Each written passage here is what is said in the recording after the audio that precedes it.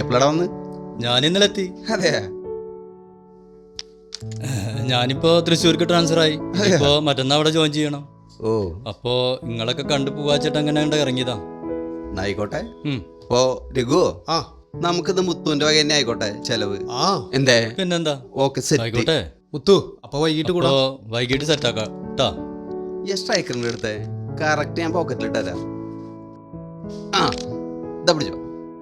പൊരിഞ്ഞ കളിയാണല്ലോ അല്ലേ? കണ്ട കണിയാര് ബിസിയാണെന്ന് തോന്നുന്നു. ആ പോയത് അയാളല്ലേ? അത് ഇവിടെ കണിയാരാ. കണിയാരാ? എന്നാലും അതെങ്ങനെ?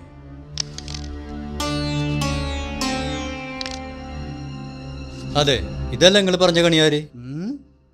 നോക്കട്ടെ, ഈ വീഡിയോ ഒന്ന് കണ്ടു. ഓ, ഭയങ്കരാണല്ലോ. ധാരപ്പത് നമ്മളെ കണിയാരെ പോലെ തന്നെ ഉണ്ടല്ലോ. സൂക്ഷിച്ചു നോക്കിക്കോ, ഫുള്ള് കുടിയാണല്ലോ. ഇതൊന്നല്ല അയാളുടെ കളി. എന്നാലും ഇത് കണ്ടിട്ട്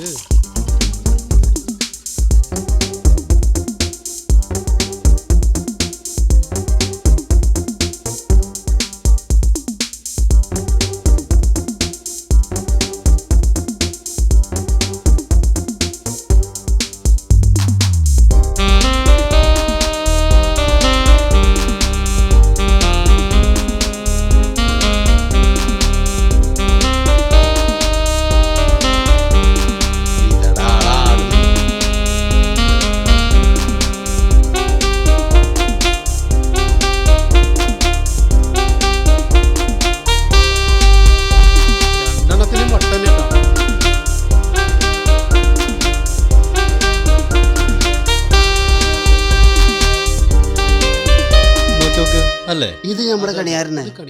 ഈ കൂടെ നിൽക്കണ പയ്യനെ കണ്ടോ നിങ്ങള്? ഈ പയ്യൻ എന്ന് പറഞ്ഞാലേ പാലക്കാട് ചിറ്റൂരുള്ള അവിടെ ഏറ്റവും വലിയൊരു ഗുണ്ടയുടെ മകനാ. ആ ഗുണ്ടയുടെ മകനാണ് ഈ പയ്യൻ.